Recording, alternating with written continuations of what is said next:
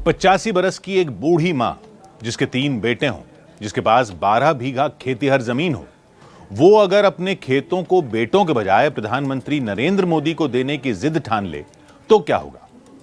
नमस्ते, मैं हूं किशोर रजवाणी। ये सच्ची घटना है उत्तर प्रदेश के मैनपुरी जिले की। दिसंबर 2020 में मैनपुरी के किशनी तहसील में वो बुजुर्ग महिला पहुंची थी। वकील से लेकर तहसीलदार तक ने जब उनकी फरियाद सुनी तो सब दंग रह गए। ये मार्मिक घटना अखबारों के कतरनों में तलाशने पर, सोशल मीडिया खंगालने पर किसी को भी मिल जाएगी, लेकिन इस घटना का सरोकार देश की हर बुजुर्ग महिला से है। इस घटना से मिला संदेश पूरे देश के लिए है। दिसंबर 2020, किशनी तहसील, मैनपुरी, उत्तर प्रदेश। ये बिट्टन देवी हैं, जिनके 3 बेटे और बहुएं हैं। बूढ़ी मां की परिवार में जब अनदेखी होने लगी तब उन्होंने एक फैसला लिया। उन्हें प्रधानमंत्री जी के नाम में क्यों करना चाहते? तो उनके पैसे मोदी जी भेजते थे, उनके नाम में खेती उनके नाम में थी, उनके नाम में पैसे भेजते थे और इसीलिए वो मतलब ज़्यादा खुश थी। मोदी के नाम में करना चाहती थी, अच्छी बात थी, वो करना चाहती थी। इस बात की खुशी थी कि वो भी प्रधानमंत्री देश के हैं, हमारे नहीं सभी लोगों के हैं। सभी लोगों के लिए बहुत कुछ करते हैं, बहुत कुछ किया उन्होंने, और अगर कर देती तो मैं भी कुछ नहीं, लेकिन मैं उन्हें अपने लड़के समझे तो मैं नहीं की। साल 2023 में मध्य प्रदेश की एक और मां ने अपनी 25 बीघा जमीन पीएम मोदी के नाम करने की इच्छा जताई थी। राजगढ़ की मांगी बाई पीएम को लाडला बेटा मानती थी। प्रधानमंत्री नरेंद्र मोदी भी इसलिए खुद को देश का बेटा कहते हैं।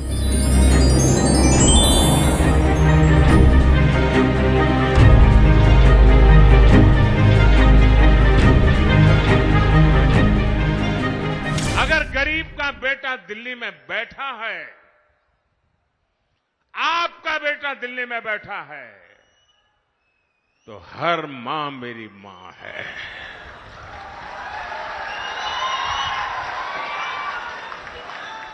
उसका दर्द,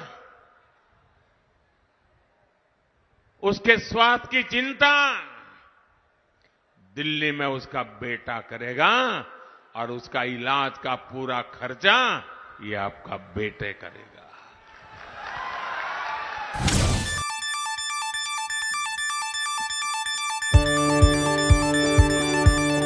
प्रधानमंत्री नरेंद्र मोदी ने नारी उत्थान के अभियान को सबसे आगे रखा है। माताओं बहनों के लिए उनकी कल्याणकारी योजनाओं की लंबी फहरिस्त है। उन्होंने महिलाओं का दुख दर्द परमानेंट खत्म किया है। माटी का चूल्हा, लीपना पोतना, ऊपर से धुआं, गैस कनेक्शन की खबर सुनते ही अब इनके घर में सभी बहुत ही खुश हैं। प्रधानमंत्री उज्ज्वला योजना ऐसा ही एक क्रांतिकारी कदम है जिसने ग्रामीण जीवन का सबसे बड़ा संताप मिटाया है। उज्ज्वला योजना ने चूल्हे की अंगार से राहत दिलाई, धुएं, धूल और प्रदूषण से होने वाली गंभीर बीमारियों से छुटकारा दिलाया। 1 मई 2016 को प्रधानमंत्री नरेंद्र मोदी ने उत्तर प्रदेश के बलिया से उज्ज्वला योजना शुरू की थी। तब देश की 5 करोड़ माताओं बहनों को एलपीजी कनेक्शन देने का लक्ष्य रखा गया था। आगे चलकर इस लक्ष्य को 8 करोड़ कर दिया गया। ये लक्ष्य साल 2019 में पूरा हुआ। उज्ज्वला योजना के तहत अगस्त 2023 तक 9 करोड़ 60 लाख से ज्यादा कनेक्शन दिए गए। साल 2022-23 में मोदी सरकार ने उज्ज्वला परिवारों को प्रति सिलेंडर 200 रुपए सब्सिडी भी दी। अब जब हम छोटे थे तो हमारा गुजारा करने के लिए वे अड़ोस पड़ोस के घरों में बर्तन साफ करना, पानी भरना, मजदूरी करना।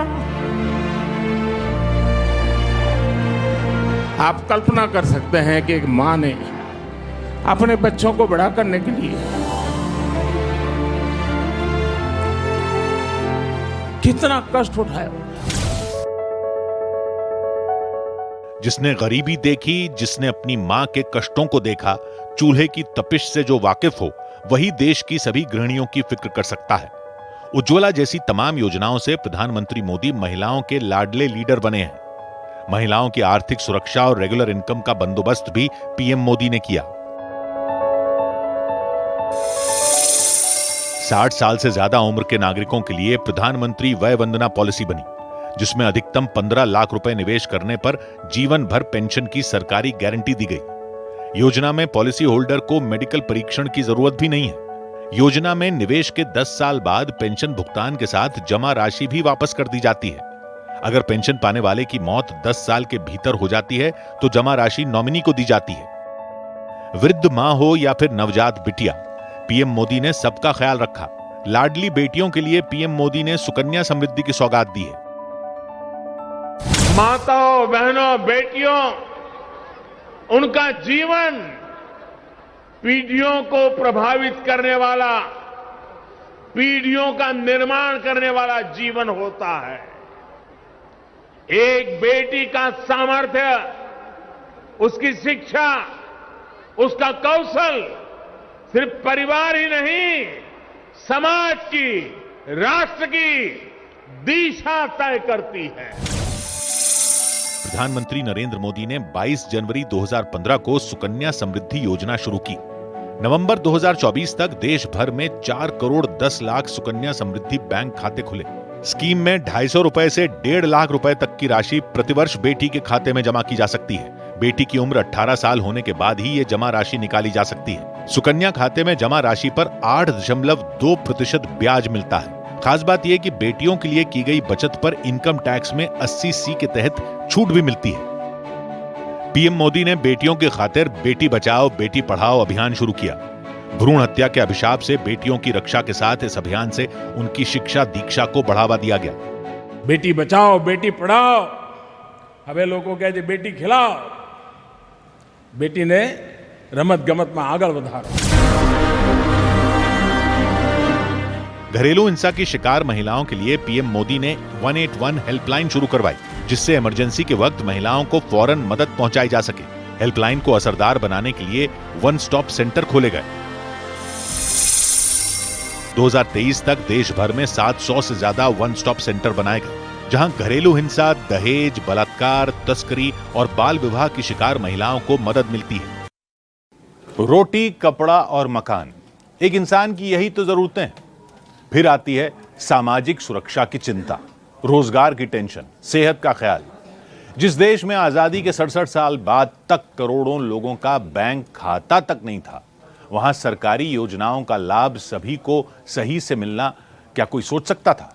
लेकिन प्रधानमंत्री नरेंद्र मोदी ने जन धन योजना से 56 करोड़ नागरिकों को डायरेक्ट बेनिफिट पहुंचाया। सोशल सिक्योरिटी से लेकर पक्के मकान का सुख 11 साल में करोड़ों लोगों को मिला है। पक्का मकान यानी आत्मविश्वास, जिस छत की छां सुरक्षा का एहसास कराती हो। प्रधानमंत्री नरेंद्र मोदी ने करोड़ों लोगों को ऐसे गृह में प्रवेश दिलाया है। प्रधानमंत्री आवास शहरी और ग्रामीण योजना के जरिए करोड़ों लोगों को ठौर मिली है। 1 अप्रैल 2016 को मोदी सरकार ने प्रधानमंत्री आवास योजना ग्रामीण की शुरुआत की थी, जिसके तहत मैदानी क्षेत्र के ग्रामीणों को 1,20,000 रुपए प्रति यूनिट की आर्थिक मदद दी गई। पहाड़ी इलाकों में भवन निर्माण में 1,30,000 रुपए प्रति यूनिट की आर्थिक मदद दी गई। मोदी सरकार ने साल 2024 तक 3 करोड़ 21 लाख से ज्यादा पक्के घर बनवाए। हमारी सरकार जो घर देती है ना, उसमें बाकी सुविधाएं भी साथ होती हैं। शौचालय हो, बिजली हो, पानी हो, गैस हो, सरकार की अलग अलग योजनाएं प्रधानमंत्री आवास योजना के इस करोड़ों घरों को संपूर्ण बनाती है। बिरसा मुंडा जैसे महान स्वतंत्रता सेनानी के वंशज झारखंड के खूंटी में झुग्गी में रहते थे। पीएम मोदी ने आदिवासियों के पूज्य बिरसा मुंडा के वंशजों का पक्का मकान बनवाया। उस घर में शौचालय, बिजली कनेक्शन, गैस सिलेंडर और पीने के पानी की व्यवस्था की गई। वैसे प्रधानमंत्री आवास योजना गरीबों को सिर्फ घर देने भर का मिशन नहीं, ग्रामीण भारत में यह रोजगार की गारंटी भी है। एक घर का निर्माण कई लोगों के रोजगार का साधन बनता है। एक घर बनाने में राजमिस्त्री, मजदूर, बढ़ई, प्लम्बर और पेंटर का श्रम लगता है। गांवों में राजमिस्त्री की ट्रेनिंग का काम भी मोदी सरकार ने किया। प्रधानमंत्री आवास योजना असल मायने में ग्रास रूट एम्प्लॉयमेंट मॉडल है, जिसने ग्रामीण भारत के आर्थिक हालात बदले हैं। जब गरीब के सिर पर पक्की छत होती है तो वो अपना पूरा ध्यान बच्चों की पढ़ाई और दूसरे कामों में लगा पाता। जब गरीब को घर मिलता है तो उसके जीवन में एक स्थिरता आती है। अब आपको यह भी बताते हैं कि योजना की योग्यता क्या है। जिनके पास पक्का घर नहीं है और वो टूटे फूटे कच्चे घर में रहते हैं या बिना आश्रय वाले घर में भीख मांगकर गुजारा करने वाले लोग, कूड़ा उठाने वाले और साफ सफाई करने वाले लोग, जनजातीय समूह के लोग, बंधुआ मजदूरी से छुड़ाए गए लोग प्रधानमंत्री आवास योजना ग्रामीण के लाभार्थी बन सकते हैं। पीएम आवास योजना के लिए ऑनलाइन आवेदन किया जा सकता है। योजना में आवेदन के बाद सूची में नाम आते ही 7 दिन के अंदर पहली किस्त खाते में आ जाती है। योजना का पूरा पैसा 3 से 5 किस्तों में लाभार्थी को मिल जाता है। पीएम मोदी ने महिलाओं को घर के साथ आत्मसम्मान से जीने का जरिया भी दिया है। आवास योजना ने महिलाओं को मकान मालकिन बनाया है, क्योंकि योजना के लाभार्थियों में पति पत्नी दोनों के नाम दर्ज हों, लेकिन महिला का नाम होना जरूरी है। महिला लाभार्थी के खाते में ही पैसा आता है, जिससे महिलाओं का बैंक खाता खोलना भी जरूरी है। आंकड़े बताते हैं कि प्रधानमंत्री आवास योजना ग्रामीण के 85% से ज्यादा लाभार्थी SC, ST, OBC और महिलाएं हैं। इसलिए भारत के गांवों के आशियाने भी चमकने लगे हैं। महिलाओं को मजबूती देने के लिए बनाई गई नरेंद्र मोदी की लखपति दीदी योजना ने करोड़ों महिलाओं को स्वावलंबी बनाया है। लखपति दीदी ने होम मेकर महिलाओं को महिला उद्यमी बना दिया है। यकीन करना मुश्किल है कि जो महिलाएं पहले घर की चौखट के पार नहीं जाती थीं, वो आज एंटरप्रेन्योर बन गई हैं। लखपति दीदी योजना से महिलाएं बकरी पालन, मशरूम उत्पादन, मधुमक्खी पालन, जैविक खेती, सिलाई कढ़ाई, फूड प्रोसेसिंग जैसे लघु उद्योग चला रही हैं।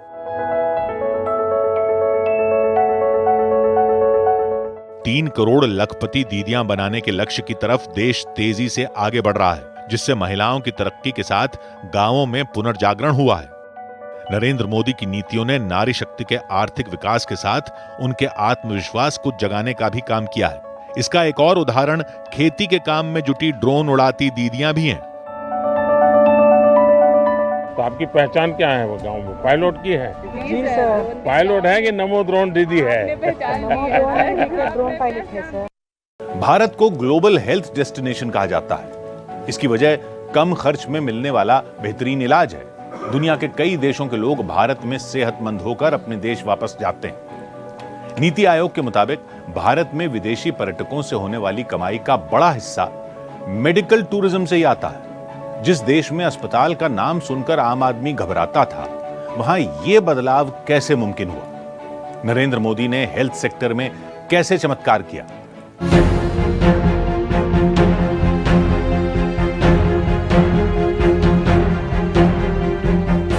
इंसानियत के काम आना भारत के संस्कारों का विस्तार भर है। कोरोना जैसी महामारी में जब महाशक्तियां अपनी जान की खैर मना रही थीं, तब भारत 150 से ज्यादा देशों का मददगार बना था। कोविड के दौरान भारत ने दूसरे देशों को 13.5 मिलियन डोज वैक्सीन मुफ्त में भेजी। भारत ने 107 देशों को कोविड से बचाने वाली वैक्सीन की कमी नहीं होने दी। कोविड के बीच सबसे ज्यादा डिमांड में रही हाइड्रोक्सी क्लोरोक्विन की सप्लाई भारत ने 85 से ज्यादा देशों में की। सार्क कोविड इमरजेंसी फंड की शुरुआत कर भारत ने $10 मिलियन जमा किए। 11 साल में देश की स्वास्थ्य सेवाओं में जो सुधार हुआ, उसकी वाहवाही पूरी दुनिया में होती है। मेरा नाम कृति कुमारी है और 5 साल पहले मैं जल गई थी, तो पापा इलाज करते करते मतलब इलाज हो रहा था, तभी आपका योजना नहीं हुआ था, तो पैसा लग रहा था, तो पापा का काम बंद हो गया। फिर कर्जा लेके पापा इलाज किए, फिर थक गए। फिर 1 महीना पहले रघुवरदास का ऑफिस है एग्रीको में, हमारे वहाँ पे पता किए तो आयुष्मान का योजना जानकारी में आया, तो ऑपरेशन करने के लिए गए, तो अभी गला का ऑपरेशन हुआ है। उसके लिए मैं आपको धन्यवाद कहती हूँ। गले का ऑपरेशन? हाँ, तो आगे और भी करना चाहती हूँ, क्योंकि बाहर निकलने नहीं सकती हूँ। आपको जितना जरूरत पड़ेगा सब होगा। हाँ, सब होगा। हाँ, इसके लिए धन्यवाद। मोदी सरकार की आयुष्मान भारत योजना दुनिया की सबसे बड़ी हेल्थ केयर स्कीम है, जिसमें गरीब परिवारों को 5 लाख रुपए तक का मुफ्त इलाज हर साल मिलता है। कैंसर, हार्ट सर्जरी, डायलिसिस जैसे महंगे इलाज भी आयुष्मान कार्ड के जरिए संभव है। प्रधानमंत्री जन आरोग्य योजना में 55 करोड़ लोग शामिल हैं। आयुष्मान भारत योजना लेकर आए हैं। कभी अस्पताल जाना पड़ा तो ये कार्ड उसकी जेब में 5 लाख रुपए के एटीएम कार्ड का काम करेगा। देश में जन औषधि सेंटर की शुरुआत साल 2008 में हुई थी, लेकिन साल 2014 तक देश में जन औषधि सेंटरों की गिनती 100 के पार नहीं जा पाई थी। पीएम मोदी ने गरीबों और ग्रामीणों को सस्ती दरों पर दवा उपलब्ध कराने के मिशन को नए सिरे से शुरू किया। साल 2024 तक देश में 10,000 से ज्यादा जन औषधि केंद्र खोले गए, जहां ब्रांडेड दवाओं की तुलना में 50% से 90% तक सस्ती कीमत पर दवाएं मिलती हैं। जन औषधि केंद्र पर महिला स्वच्छता उत्पाद जैसे सैनिटरी नैपकिन सिर्फ ₹1 में उपलब्ध है। जन औषधि केंद्र खोलने पर सरकार 5 लाख रुपए तक का प्रोत्साहन भी देती है। बहनों बेटियों के जीवन को आसान बनाना ये एनडीए की प्राथमिकता है। पीएम मोदी ने आयुष्मान भारत इंफ्रास्ट्रक्चर मिशन से जिला स्तर पर आईसीयू और ब्लॉक स्तर पर लैब का बंदोबस्त भी किया है। मोदी सरकार का मिशन इंद्रधनुष नवजात के लिए वरदान साबित हुआ है, जिसमें सही समय पर टीका लगाकर गर्भवती महिलाओं को 7 जानलेवा बीमारियों से बचाया जाता है। इसी तरह प्रधानमंत्री मातृ वंदना योजना से गर्भवती महिलाओं के पोषण का ख्याल रखा जाता है। All India institute of medical sciences भरोसे की पहचान है। एम्स में इलाज शुरू होते ही ज्यादातर मरीजों को तसल्ली मिल जाती है।